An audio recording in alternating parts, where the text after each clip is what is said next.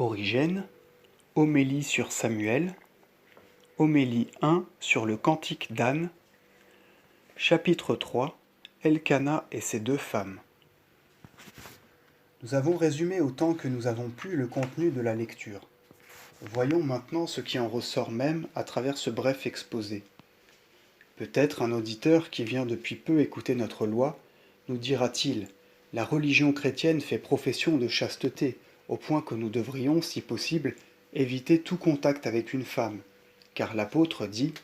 il est bon pour un homme de ne pas toucher de femme. Or, le juste Elkana dont tu parles, qui nous est donné en exemple par l'Écriture, est dépeint comme ayant eu deux femmes en même temps, dont la première, nommée Anne, n'avait pas de fils, tandis que de Phénana il est dit à la fois qu'elle a eu beaucoup de fils et qu'elle a reçu beaucoup de parts. La première, parce qu'elle était seule, a reçu une seule part, et elle se plaint de sa stérilité. Devons-nous donc, nous aussi, nous attrister de n'avoir pas d'enfants, et nos vierges doivent-elles s'attrister de vivre sans enfants? J'ai dit cela pour parler comme ceux qui, n'étant pas encore pleinement instruits de ce qui est raconté dans les Écritures anciennes, y rencontrent d'ordinaire pas mal d'obstacles.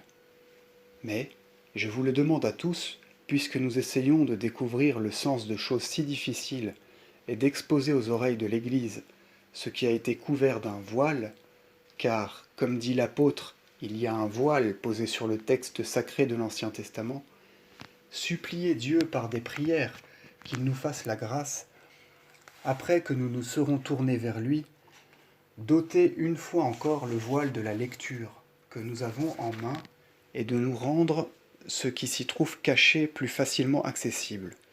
pour que nous puissions contempler à visage découvert le reflet de la gloire du Seigneur dans ce qui vient d'être lu.